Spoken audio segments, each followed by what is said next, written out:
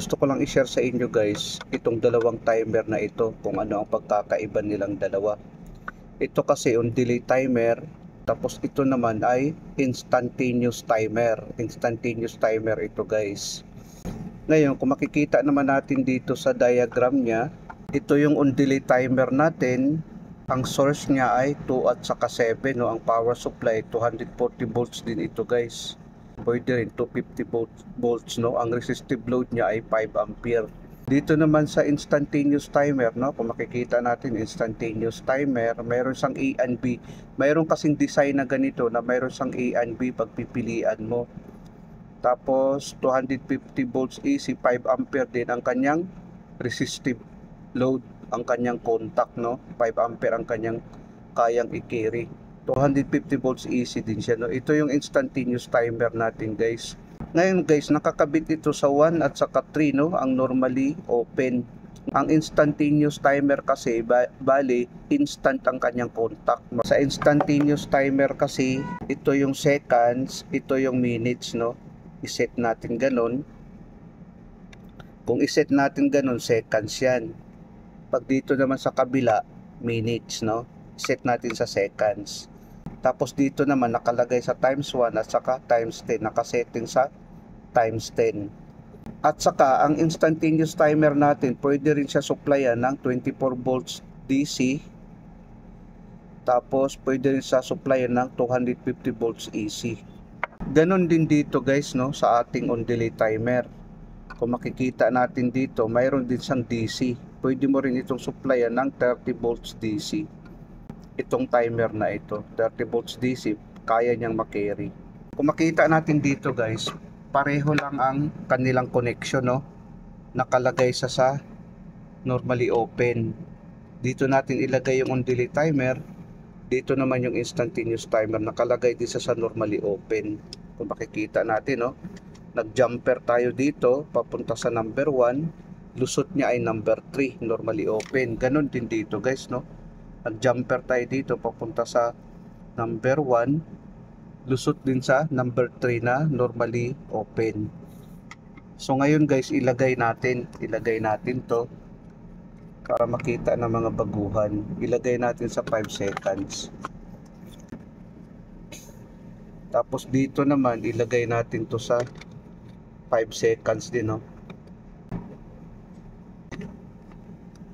Ito yung sa circuit breaker guys, line 1 at saka line 2. Kung lagyan natin to ng power supply, gagana kaagad ang timer, no? Na on delay timer. Ganun din ang instantaneous timer.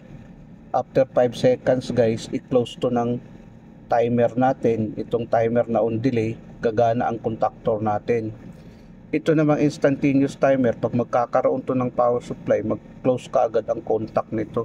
Kaya nga tinawag siya na instantaneous timer. Mag-close kaagad ang contact niya, gagana kaagad ang motor. Yun ang pagkakaiba nilang dalawa. Ngayon, pag i-off natin itong circuit breaker, mag-open ang contact nito, mamamatay ang motor natin. Pati ito kasing IT guys, instantaneous timer. Ito naman ay timer on delay.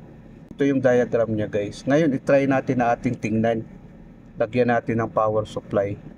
Kung makikita natin guys, pareho silang nakasetting sa 5 seconds, no? Ayan, no? Gumana kaagad ang instantaneous timer natin pag on natin. Tapos ito naman, delay na siya ng 5 seconds. Yun ang pagkakaiba nilang dalawa. Pag i-off natin to, mamamatay silang dalawa, no?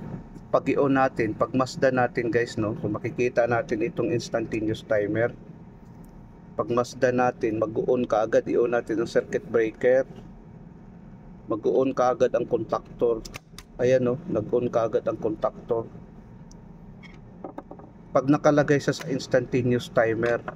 Ngayon, pag ilagay mo naman dito sa sa times 1, ganun pa rin pag instantaneous timer siya. Try natin. Ayan, no? Gumana pa rin siya. Automatic, naka-instant contact kasi siya eh. Kahit ilagay natin dito sa minutes guys, ganun pa rin. I-try natin na i-off ang circuit breaker. I-off natin. Tapos tingnan natin ulit. Try natin. Try natin, no? Para makita ng mga baguhan. Try natin. Ayan, no?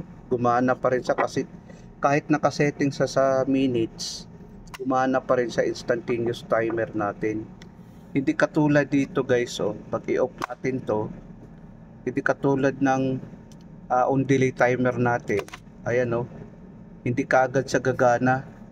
Mag-antay mo na siya ng 5 seconds saka siya gagana ang contactor natin. Ganun ang ano niya guys, ganun ang function niya guys. Ngayon guys, i-try naman natin to na hindi natin gagamitin ng instantaneous timer.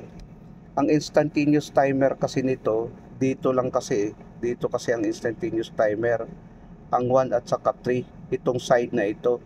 Ang dito guys, hindi ito instantaneous timer.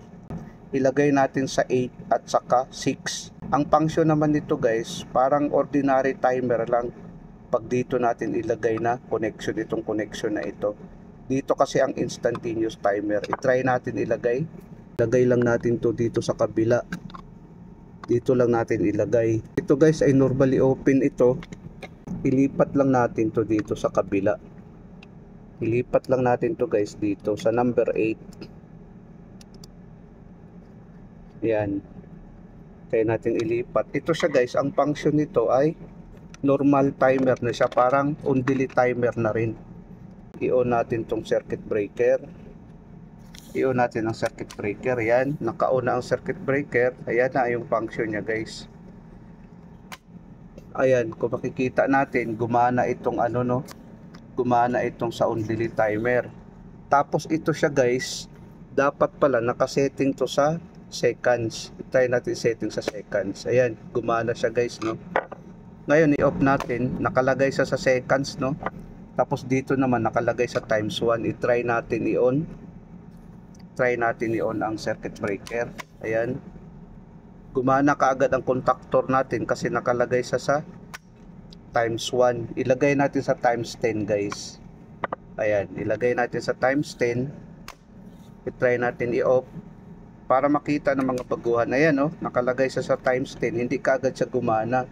Kasi hindi siya nakalagay sa instantaneous timer. Yan. Gumana siya ngayon.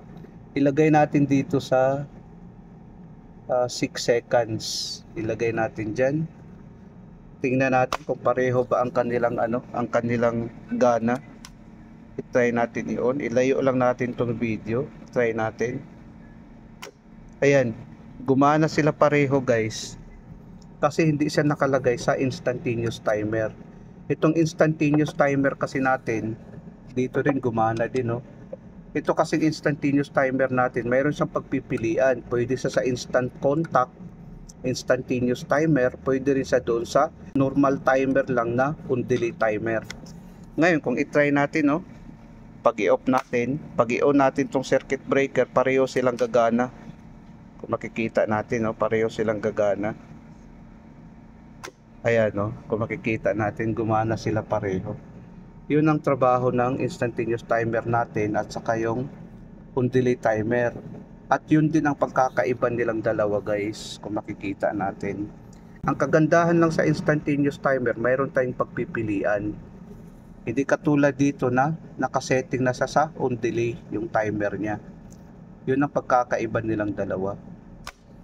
Kung makikita natin guys, no, pareho silang gagana dalawa.